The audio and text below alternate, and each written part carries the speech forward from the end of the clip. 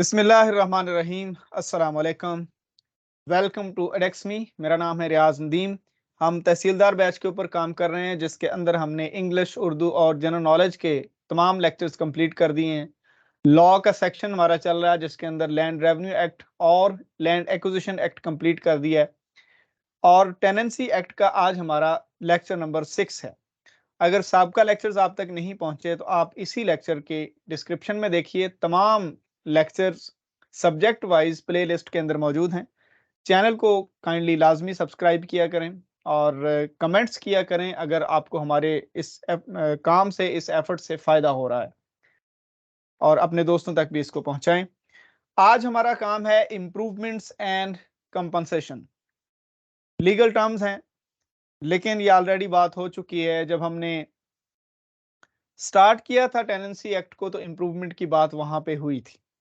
Improvement होती है जब एक जमीन किसी टेनेंट को दी जाती है, तो उसके ऊपर किसी भी किस्म का कोई खाला तमीर किया गया, कोई पुल तमीर किया गया, कोई मकान तमीर किया गया, कोई और चीज तमीर की गई, ये सारी चीजें जिससे जो लैंड की पैदावार है उस पे फर्क पड़ता है, या फिर वो सारी चीजें जो वहां पर काम करने वाले टेनेंट्स को फायदा देती हैं, फैसिलिटेट करती हैं, उनकी परफॉर्मेंस को बढ़ाती हैं, इनको हम इंप्रूवमेंट्स कहते हैं। कंपनसेशन सादा लफ्ज है।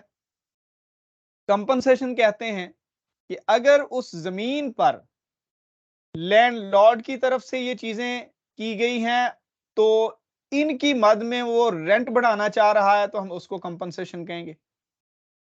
और अगर ये चीजें टेनेंट ने की हैं और लैंडलॉर्ड उस टेनेंट को वहां से निकालना चाह रहा है, तो वो टेनेंट कहेगा कि ये चीजें जो मैंने की हैं, इनके पैसे मुझे दे दिए जाएं। फिर इन पैसों को हम कंपनसेशन कहते हैं।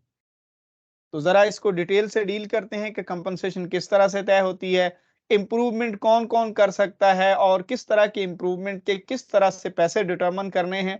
यहाँ पे कोर्ट भी, रेवेन्यू कोर्ट भी इन्वॉल्व होगी। तो सारा तरीकाकार आज हमने देखना है। तो आगाज करते हैं section number 61। Improvements by landlord on tenancies of occupancy tenants. Tenants की अकसाम पहले भी आपको बता दी गई हैं। कुछ टर्म वाइज ऑक्यूपेंट होते हैं, कुछ साल ब साल होते हैं, कुछ परमानेंट ऑक्यूपेंसी के राइट रखते हैं। वो जो परमानेंट ऑक्यूपेंसी के राइट रखते हैं, उनकी A B C D 4 classes ये थी। फिर सेक्शन नंबर 6 और 8 के अंदर भी 2 बताई गई थी। यानी ये 6 अकसाम के जो टेनेंट हैं, इनको राइट ऑफ ऑक्यूपेंसी हासिल है। इनकी बात हम करते हैं कि ये अगर बैठे हुए हैं किसी जमीन पर without the previous permission of the collector. पहले हम लैंडलॉर्ड की बात करते हैं। उस लैंड के ऊपर इंप्रूवमेंट की जाएगी जहां पे टेनेंट बैठे हुए। और कौन से टेनेंट? ये जो ऑक्यूपेंसी वाले। Without the previous permission of the collector, a landlord shall not make an improvement on the tenancy of a tenant having a right of occupancy। जहां पे ऐसे टेनेंट, यानी ये 6 कैटेगरीज में से लोग बैठे हुए हैं, वहां पर जो लैंडलॉर्ड हैं वो बगैर कलेक्टर साहब की परमिशन के इंप्रूवमेंट नहीं कर सकते। सबसेक्शन बी देखिए। If a landlord desire to make such an improvement he may apply to the collector for permission to make it। वो कलेक्टर साहब को एप्लीकेशन देगा कि मुझे ये चीज करने की इजाजत दी जाए। असल में इजाजत क्यों मांगी जाती है? क्योंकि इसने किराया बढ़ाना है, रेंट बढ़ाना है, ठेका बढ़ाना है। एंड द कलेक्टर शैल, और कलेक्टर साहब बिफोर मेकिंग द ऑर्डर, उस इंप्रूवमेंट को अलाउ करने का जो ऑर्डर होगा, उससे पहले hear the objection if any of the tenant. वो टेनेंट को भी बुलाया जाएगा वहां पे कि भाई ये खाला इस तरह से बना दिया जाए, ये पुल इस तरह से बना दिया जाए, या फिर ये वाला मकान लैंडलॉर्ड कह रहा है यहाँ पे इस तरह से बनाना है। तो क्या इन चीजों से आपको कोई एतराज तो नहीं है? जाहिर है किराया बढ़ाया जाएगा, ठेका बढ़ाया जाएगा, रेंट जिसको हम कहते हैं, तो एतराज तो उसको हो सकता है, और अगर उसकी परफॉर्मेंस में इजाफा हो रहा है तो वो कहेगा मुझे कोई एतराज नहीं। सबसेक्शन 3 है, in making an order on an application under subsection 2, यहां पे जो ऑर्डर हो रहा है, the collector shall be guided by such rules, वो रूल जो प्रोविंशियल गवर्नमेंट ने बनाए हुए उनके मुताबिक ऑर्डर किया जाएगा। 62 है, जब कहीं पे इंप्रूवमेंट हुई है और उस इंप्रूवमेंट की मद में उसको जवाज बनाकर रेंट बढ़ाया जाएगा, तो वो किस तरह से मामला तय होगा। Enhancement of rent in consideration of an improvement made by a landlord on the tenancy of an occupancy tenant, वो 6 कैटेगरीज वाले यहां पे अभी उनकी बात हो रही है। When a landlord has with the permission mentioned in the last foregoing section, इस तरह से उसने परमिशन ले लिया, made an improvement on the tenancy, वो कोई इंप्रूवमेंट कर रहा है, कोई खाला बनना, कोई पुल, कुछ भी बना रहा है। अच्छा, यहाँ पे tenancy of a tenant having right of occupancy, उन 6 कैटेगरीज में से लोग यहाँ पे बैठे हुए हैं। He may apply to the collector for an enhancement, पहले उसने इंप्रूवमेंट के लिए एप्लीकेशन दी थी, अब उसने एनहांसमेंट के लिए फिर से एप्लीकेशन देनी है। सबसेक्शन 2 है, if the tenant is a tenant to whom section 20 applies, 20 section किसके ऊपर अप्लाई होता है। फ्लड आ गया था, जमीन की हालत चेंज हो गई थी, अब दोबारा जमीन बहाल हो रही है तो रेंट बढ़ाना है, या फिर पहले जमीन काबिल काश्त नहीं थी, अब काबिल काश्त हो गई है, कुछ हिस्सा, बाकी हिस्सा पहले काबिल काश्त था, तो उसका रेंट बढ़ाना है। ये वाली जो बातें हैं, ये सेक्शन 20 में बातें हुई थी। एक तो ये वाले लोग हो गए, इनको हम डील करते हैं। The collector shall enhance his rent to the share or rates or with reference to the rent in gross, जिस भी रेट से मुनासिब होगा किराया बढ़ाया जाएगा रेंट, एज द केस में भी, ये केस किस तरह से यानी इसको लिया जाएगा, paid by tenant having a similar right of occupancy, इर्द गिर्द के जो उस तरह की ऑक्यूपेंसी के लोग, उनका ठेका जिस तरह से बढ़ा है, जिस तरह से उनका रेंट बढ़ा है, उस तरीके से कलेक्टर साहब बढ़ाने के अहकामात जारी करेंगे। सब सेक्शन 3 है, ये तो हो गया ना, लैंड की सिचुएशन या कंडीशन चेंज होने पर ठेका चेंज हो रहा है। अब आगे एक और है, ये जो रेगुलर एनहांसमेंट होती है, वो जो हमने रेट्स पढ़े थे, 2 आना, 6 आना, 12 आना, मैंने आपको बताया था, वो 12.5%, फिर 37.5% और 75%, मैंने सारा आपको बताया। वो है 22 सेक्शन, या तो रेंट इस तरह से बढ़ सकता है या फिर इस तरह से भी बढ़ सकता है। वो जो 22 में जो लोग फाल करते हैं, कैटेगरी ए वालों का जो है वो 12.5% बढ़ाया जाता है, बाकी सबका जो है वो कैटेगरी बी में या सी में आएगा। The collector shall enhance his rent to such amount as the tenant would be liable to pay under that section, उसके अंदर था 2 आना, 6 आना, 12 आना पर रुपी। तो अनाज की जो मैंने वहां पे आपको वैल्यू बताई थी, एक आना, ये 2 आना, ये 12.5% बनता है, क्योंकि 16 आने का 1 रुपया बनाते थे, एक और यूनिट है, ठीक है।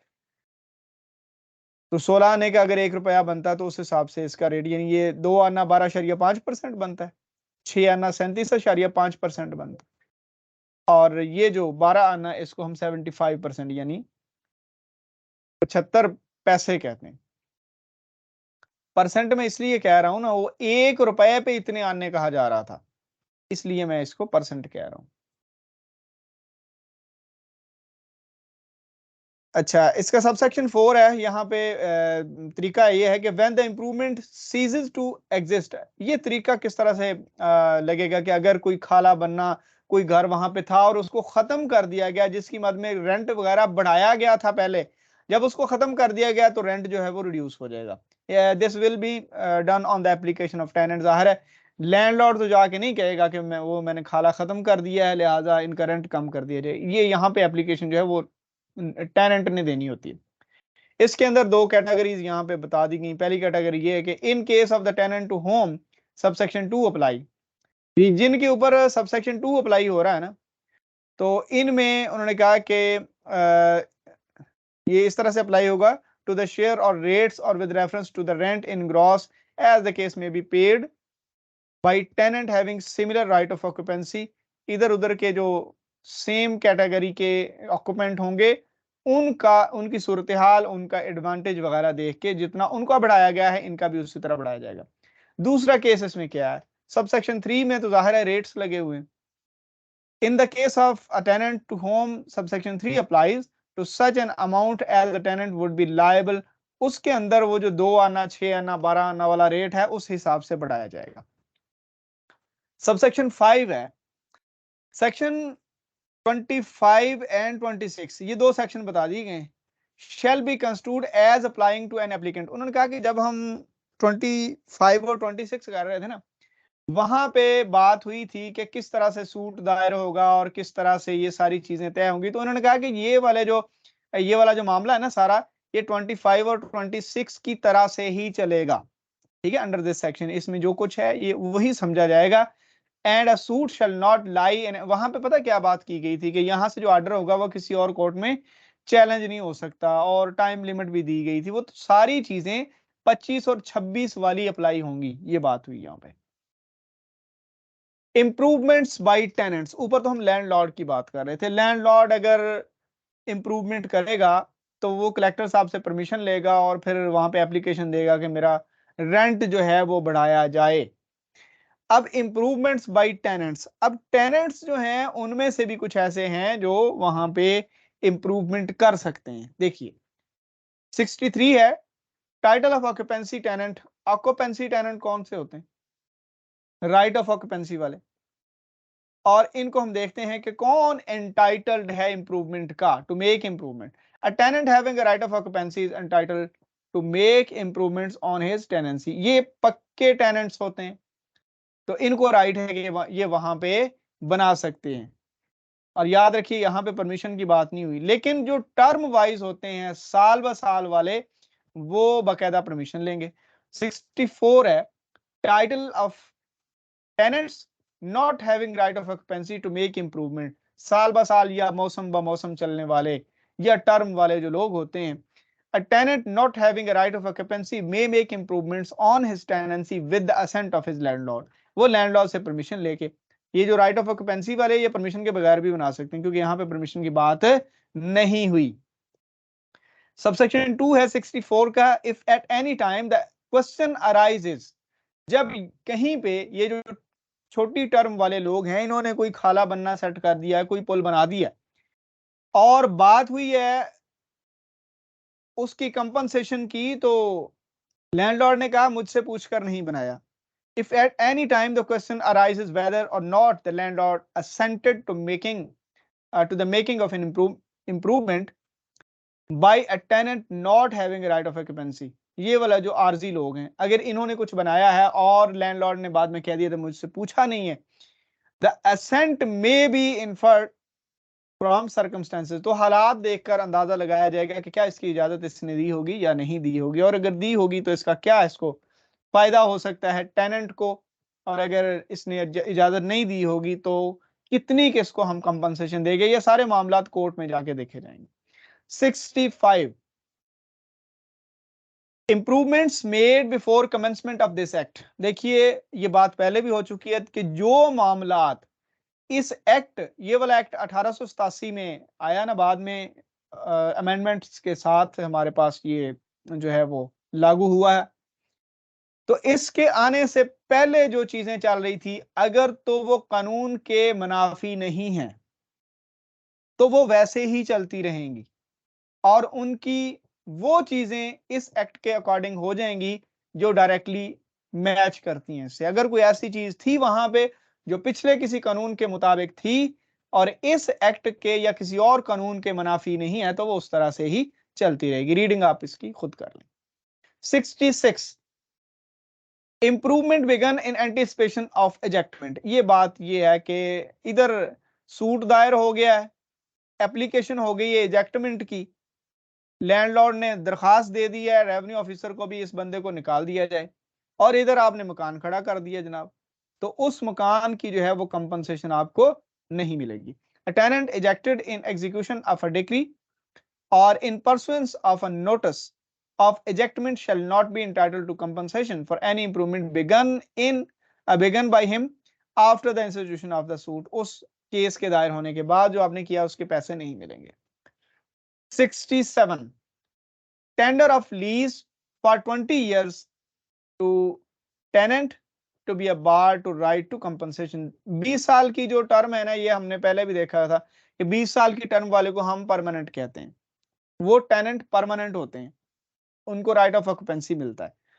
अच्छा, यहां पे ये बात हुई है कि if a landlord tenders to a tenant lease of his tenancy for a term not less than 20 year, अगर कोई बंदा 20 साल के लिए जमीन किसी को लीज दे रहा है टेनेंसी में, from the date of the tender at the rent, वहां पे उस डेट को जो रेंट तय हुआ, then paid by the tenant, जो उसने दे दिया है, of such other rent as may be agreed of, या जो भी रेंट जो है जिसके ऊपर दोनों एग्री थे, if accepted by the tenant, उसको टेनेंट ने कबूल कर लिया है, जो भी चीजें वहां पे ऑलरेडी बनी हुई थी सबका ही उसने रेंट दिया है.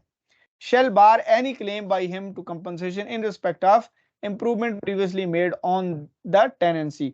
तो लैंडलॉर्ड साहब जो हैं वो बाद में कहें कि जी वो मैंने ट्यूबवेल लगवा के दिया था, उसके पैसे तो मैंने आपसे नहीं लिए, तो वो फिर नहीं कह सकता, क्योंकि उसने ऑलरेडी जो रेंट या फिर जो उसने पेमेंट बनाई है वो सारी चीजें डाल के बनाई है. अगर एग्रीमेंट के और जमीन की पोजेशन देने के बाद बनाएगा तो फिर वो कहेगा कि रेंट बढ़ाना है. 68 liability to pay compensation for improvement to tenants on ejectment or enhancement of his rent.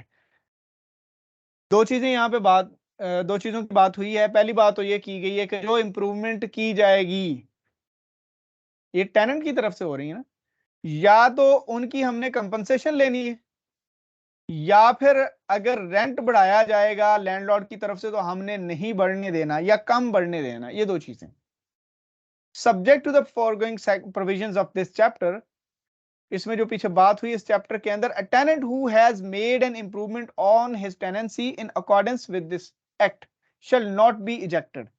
जिस टेनेंट ने इस एक्ट के तहत जो है इंप्रूवमेंट बनाई है उसको हम इजेक्ट नहीं कर सकते. ठीक है. And the rent payable by him shell not B enhance, और जो वो रेंट देता है वो भी नहीं बढ़ेगा. भाई क्यों नहीं बढ़ेगा? क्योंकि ये इंप्रूवमेंट तो जनाबे वाला टेनेंट ने की है, लैंडलॉर्ड करता तो किराया बढ़ता है ना. ये इंप्रूवमेंट की है टेनेंट ने. जब तक इसको इसके पैसे नहीं मिलेंगे तब तक ये बंदा यहां से निकल नहीं सकता. या फिर अगर किराया बढ़ाना है तो इस चीज को पहले काउंट करना पड़ेगा, इसकी कंपनसेशन देनी पड़ेगी, फिर जाके किराया बढ़ाया जा सकता है. shall not be enhanced until he has received compensation for the improvement. जब तक उसको कंपनसेशन नहीं मिल जाती टेनेंट को तब तक उसको निकाला भी नहीं जा सकता और किराया भी नहीं बढ़ाया जा सकता. Compensation for disturbance of clear and tenants. Clearing tenants कौन से होते हैं? वो जो जमीन को बहाल करते हैं, जमीन की सफाई करके उसको कल्टीवेशन के अंडर लेके आते हैं. 69 है compensation for disturbance of clearing tenants. वो टेनेंट जो नई जमीन को साफ करते हैं उनका डिस्टर्बेंस कंपनसेशन भी उनको दिया जाएगा. कैसे? A tenant who has cleared out and brought under cultivation wasteland in which he has not a right of occupancy, उसके पास इस जमीन का जो नई अब साफ की है इसका राइट ऑफ ऑक्यूपेंसी नहीं था. इफ इजेक्टेड, अगर उसको निकाला जाएगा फ्रॉम दैट लैंड, उस जमीन से जिसको उसने क्लियर किया है, be entitled to receive from the landlord as compensation for disturbance, उसको डिस्टर्बेंस की कंपनसेशन मिलेगी क्योंकि उसने जमीन को साफ किया है. अब ये कितनी को होगी? In addition to any compensation for improvements, अगर वहां पे उसने इंप्रूवमेंट की है तो उसकी अलग से मिलेगी. A sum to be determined by revenue court, revenue court इसको देखेगा कि कितनी इसको कंपनसेशन अमाउंट मिलनी चाहिए इन accordance with this with the merits of the case का हिसाब लगा के, but not exceeding 5 years rent, 5 साल के रेंट से ज्यादा नहीं होना चाहिए ये. ठीक है, लेस होना चाहिए. ठीक है. Provided that a tenant who is a joint owner of land to which this section applies shall not be entitled to compensation for disturbance on ejectment from land or any part thereof. अगर दो भाई हैं, एक उनमें से काम कर रहा है, दूसरा जो है वहां पे डायरेक्टली काम नहीं कर रहा, तो एक को जब हम जेरे काश उसको काउंट करवा रहे हैं जमीन के, तो वहां पे जो बात हुई है, चूंकि दोनों ऑनर हैं, टेनेंट भी ऑनर है और लैंडलॉर्ड भी उसका ऑनर है, ठीक है, तो इस किस्म की जमीन पर कंपनसेशन नहीं बनती, क्योंकि उसका लॉन्ग टर्म में दोनों को फायदा होना है, ऑनर जो है दोनों। सबसेक्शन 2 है, if rent has been paid for the land by division और अप्रेजमेंट ऑफ द प्रोड्यूस, अगर फसल के ऊपर रेट लगाकर हम रेंट देते हैं किसी का, और इफ नो रेंट, या फिर रेंट दिया ही नहीं जाता, सिर्फ लैंड रेवेन्यू जितना है, बाद वो कहते हैं आप जमीन काश्त कर लें, जो मामला है हमारा वो आप देते रहें, या जो लैंड रेवेन्यू है, जो जिसको हम लैंड रेवेन्यू कहते हैं, वो देते रहें, बाकी आप ना दें, तो वहां पे कंपनसेशन किस तरह से जो है वो तय होगी। The compensation may be commuted as if double the amount of land revenue, लैंड रेवेन्यू की अमाउंट को डबल कर दिया जाएगा अगर वहां पे कंपनसेशन लेनी है, यानी लैंड रेवेन्यू जितना उसने दिया है ना, उसको 2x करके कंपनसेशन बनेगी। Provided that in any state of which the assessment has been confirmed on or after the 22nd day of February 1929, ये एक तारीख बता दी गई, यहां तक जिसकी असेसमेंट हुई है इस डेट को या इसके बाद, the compensation may be computed, उसकी कंपनसेशन का हिसाब लगाया जाएगा 4 टाइम लैंड रेवेन्यू से, ठीक है, उससे पहली वालों का 2x से लगाया जाता है, जिनका rent is equal to land revenue, बस उनकी कंपनसेशन इस तरह से बनती है। आगे 5 सेक्शंस और हैं, ये प्रोसीजर है कोर्ट के अंदर जो अप्लाई हो रहा होता है कि कंपनसेशन के ऊपर फार्मूला क्या लगना है, ठीक है, इसको देखते हैं। 70 determination of compensation by revenue court. देखें, एक लैंडलॉर्ड टेनेंट को उठा रहा है, तो अगर तो इजेक्टमेंट का ऑर्डर पास हो गया तो कंपनसेशन होगी, अगर इजेक्टमेंट का ऑर्डर पास नहीं हुआ तो कंपनसेशन नहीं होगी, क्योंकि ये जमीन उसके अपने इस्तेमाल में रहनी है। और कंपनसेशन के 2 मोड हैं, पहला मोड ये है कि आपको पैसे मिलेंगे, उसके दूसरा मोड ये है कि आपका रेंट जो है वो एनहांस नहीं होगा, ठीक है। अगर दोनों सूरतों में जो टेनेंट है उसको कंपनसेट नहीं किया जाता तो वो फिर जाहिर है अदालत में जाएगा। In every suit by a tenant to contest his liability to ejectment or by a landlord to eject tenant, या लैंडलॉर्ड उसको इजेक्ट करना चाह रहा है या फिर वो अपनी इजेक्टमेंट को चैलेंज करना चाह रहा है, या फिर रेंट के बढ़ाने का मामला, इनके मामला भी कोर्ट में जाते हैं ना। The court shall direct the tenant to file a statement of his claim, वो कोर्ट कहेगी कि आपको इजेक्ट किया जा रहा है ना, दरखास्त आपके खिलाफ आई है, आप अपना क्लेम बनाएं कि आपको कितनी कंपनसेशन चाहिए। If any two compensation for improvement और फॉर डिस्टर्बेंस, डिस्टर्बेंस मैंने आपको बता दिया कि अगर जमीन साफ की है, तैयार की है जमीन, इस तरह के सारे मामला पहले हमने ना इजेक्टमेंट के अंदर थोड़ा सा पढ़ा भी है इस चीज का, लेकिन ये सारे मामला जो कि आके कोर्ट में हल होते हैं, तो ये जरा डिटेल में बता दिए गए। सबसेक्शन 2 है, if the court decrees the ejectment, अगर कोर्ट कहती है इजेक्टमेंट करनी है, जिस तरह मैंने ऊपर बता दी है, ऑफ द टेनेंट और द एनहांसमेंट ऑफ रेंट, या फिर रेंट बढ़ाना है, दोनों चीजों में से एक चीज जब करनी है, तो भाई जो उसने खाला बनना पुल वहां पे बनाया उसके पैसे दें उसको।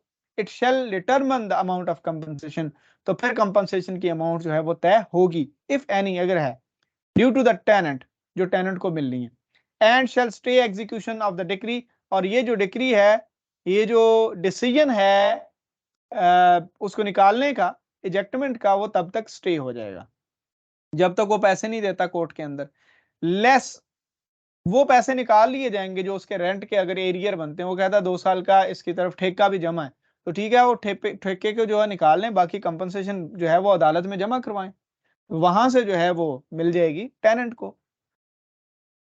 71 है, determination of compensation by revenue officer. Revenue officer जो है वो किस तरह से कंपनसेशन को डिटरमिन करते हैं। यहाँ पे 2 केसेस हैं। पहला केस है कि सेक्शन 44 में जो एरियर जमा होते थे, एरियर जमा हो गए, ठेका जमा हो गया 4 साल का, 2 साल का, 5 साल का, तो हमने इसको निकालना है। ये वाला नोटिस हो, ठेके के पैसे दे दें, अदरवाइज हमने आपको निकाल देना है। उसने ठेके के पैसे नहीं दिए और निकलना वो निकाले जाने की एप्लीकेशन आ चुकी है, तो उसको कंपनसेशन मिल सकती। बी क्या है, ये जो ईयर टू ईयर चलने वाले, साल ब साल चलने वाले जो टेनेंट्स होते हैं, उनको निकालने की एप्लीकेशन हुई और उन्होंने अपने दिए गए टाइम के अंदर जो दावा नहीं दायर किया कि हमें निकाला जाना नाइंसाफी है, तो इन लोगों के खिलाफ जाहिर है फिर इनकी इजेक्टमेंट होगी और इनकी कंपनसेशन भी बनेगी। The tenant may apply to the revenue officer having authority to order his ejectment, जिसने उसकी इजेक्टमेंट करवाई थी या जो करवा सकता है 44 45 के तहत, उसको एप्लीकेशन दी जाएगी as the case may B to determine the amount of compensation due to him for improvement or for disturbance, या दोनों के लिए। And the revenue officer shall determine the amount if any, अगर बनती अमाउंट तो उसने determine करनी है accordingly, and stay the ejectment of the tenant until the landlord pays to the revenue officer the amount so determined less। ये वही बात कि उसने जितनी अमाउंट बनती है वो उसने देनी है कोर्ट के अंदर या रेवेन्यू ऑफिसर के थ्रू, अपना ठेका उसके एरियर की रकम माइनस करके। 72 matters to be regarded in assessment of compensation for improvement, जब कोई खाला बनना, कोई मकान, कोई ट्यूबवेल, कोई वेल, कोई किसी किस्म का भी कोई इंप्रूवमेंट का जब हिसाब लगाना है तो कौन सी चीजों को मद्देनजर रखना है। ये जरा 5 चीजें लिखी हुई हैं। पहली है जो रकम उसके ऊपर पहली ये है कि उसका फायदा कितना हुआ है, उससे फसल कितनी बढ़ी है। ठीक है, पहला है कि उसका उस इंप्रूवमेंट से फायदा कितना हुआ। दूसरी क्या है, दूसरी है कि उसकी हालत कैसी और कितनी देर तक चलेगी। तीसरी चीज क्या है, इसके ऊपर रकम कितनी लगती है अगर इसको बनाना हो। नंबर 4 चीज है कि इसके ऊपर जो रेंट के ऊपर या कोई और फायदा अगर लिया गया है तो वो क्या है। नंबर 5 अगर जमीन की बहाली की है और कितनी देर इसने इस्तेमाल किया है, खुद इसने कितना इस्तेमाल कर लिया हुआ है उस चीज को, इन सारी चीजों को देखकर फिर कंपनसेशन का रेट लगेगा। 73 फॉर्म ऑफ कंपनसेशन, कंपनसेशन किस सूरत में हो सकती है, किस चीज के साथ कंपनसेशन हो सकती है। The compensation shall be made by payment in money, ये करेंसी की सूरत में, अनलेस द पार्टीज एग्री, जब तक पार्टीज एग्री ना हो तब तक तो वो उस चीज के ऊपर एग्रीमेंट नहीं हो रहा ना। It that it be made in whole or in any part by the grant of a beneficial lease, कोई और जरखेज जमीन उसको हम दे सकते हैं जहां से टेनेंट जो है वो अपना चीजों को उगा कर, फसल काश्त करके अपना फायदा लेकर वो समझे कि कंपनसेशन हो गई है। सब सेक्शन 2 है, if the parties so agree, अगर पार्टीज जो हैं वो एग्री करेंगी तो फिर ऑर्डर जारी होगा। लास्ट है हमारे पास सेक्शन यहां पे, relief in case of ejectment before determination of compensation. देखें, इजेक्टमेंट की एप्लीकेशन होगी और उसके ऊपर ऑर्डर पास हो गया, लेकिन अभी कंपनसेशन की डिटर्मिनेशन नहीं हुई, तो क्या फिर कंपनसेशन नहीं होगी या फिर ये वाला ऑर्डर जो है वो नल एंड वाइड करार पाएगा? नहीं, जो कंपनसेशन बनती है वो भी होगी और ये ऑर्डर भी स्टे करेगा, बाद में एग्जीक्यूट हो जाएगा। इसकी सूरत हाल देख लेते हैं। If from any cause the amount of compensation payable to a tenant under this chapter for improvement या फिर disturbance की है, या फिर 49 में जो हमने कहा था कि उसको इजेक्ट करना है और उसकी अनकट या अनगैदर्ड क्रॉप्स पड़ी हुई हैं, या फिर उसने जमीन तैयार की हुई है, ठीक है, इन सारी चीजों की कंपनसेशन किस तरह से होगी अगर ऑर्डर पहले पास हो गया है और उसकी कंपनसेशन की डिटर्मिनेशन या हिसाब कोर्ट ने अभी नहीं लगाया। has not been determined, यानी ये compensation has not been determined before the tenant is ejected, इसको eject करने से पहले ये अगर हिसाब नहीं लगाया गया, the ejectment shall not be invalidated, वो ejectment null and void नहीं होगी, वो बरकरार रहेगी by reason of the omission, अगर ये वाली चीजें omit हो चुकी हैं, ये वाला जो काम पहले डिटर्मिनेशन का करना था, टेनेंट्स ने एप्लीकेशन नहीं दी, फिर भी इस तरह नहीं होगा कि उसको नई चीजें मिलेंगी। ये चीजें अगर ओमिट हो गई हैं तो इनको बाद में देख लेते हैं। But the court or revenue officer which decreed or who ordered the ejectment may on application made by the tenant within 1 year, फिर भी उसको 1 साल का टाइम मिल रहा है। 1 year from the date of ejectment. Correct the omission, वो वाली चीजें जो ओमिट हो चुकी हैं उनको करेक्ट करे कि जनाब ये मेरी कंपनसेशन बनती थी, by making in favor of the tenant an order for the payment to him by landlord of such compensation as the court or officer may determine the tenant to be entitled to। तो ये revenue officer देखेगा या फिर revenue court देखेगी कि किस तरह से लैंडलॉर्ड ने कितनी अमाउंट इसको देनी है। सबसेक्शन 2 है an order made under subsection 1, यहां पे जो ऑर्डर होगा may be executed in the same manner as a decree for money may be executed by a revenue court. देखें ये सारे मामलात उसी तरह से एग्जीक्यूट किए जाएंगे जिस तरह से कोर्ट के ऑर्डर को एग्जीक्यूट किया जा रहा है। बेशक रेवेन्यू ऑफिसर अपनी तरफ से डायरेक्शन जारी कर रहा है, लेकिन जो भी ऑर्डर है उस डायरेक्शन में ऑर्डर जो भी है उसको कोर्ट की सूरत या कोर्ट का हुक्म समझकर ही माना जाएगा। तो आज ये हमारा चैप्टर नंबर 6 कंप्लीट हो गया। आज हमने कंपनसेशन जो होती है इंप्रूवमेंट की मद में उसको हमने डिटेल से डिस्कस किया है, और साथ में इजेक्टमेंट के साथ अगर जुड़ी हुई कोई कंपनसेशन है तो उसको भी हमने देख लिया है। उम्मीद है आज के लेक्चर से आपको फायदा हुआ होगा। इसको बाकी दोस्तों तक भी पहुंचाएं, और अगर अभी तक भी आपने चैनल सब्सक्राइब नहीं किया तो काइंडली इसको लाजमी करें, और कमेंट करके बताइए कि आपको हमारे लेक्चर से, इस सीरीज से या हमारी सर्विसेज से कितना फायदा हो रहा है। अपना ख्याल रखिए, अपने प्यारों का ख्याल रखिए, हमें दुआओं में याद रखिए। अल्लाह हाफिज।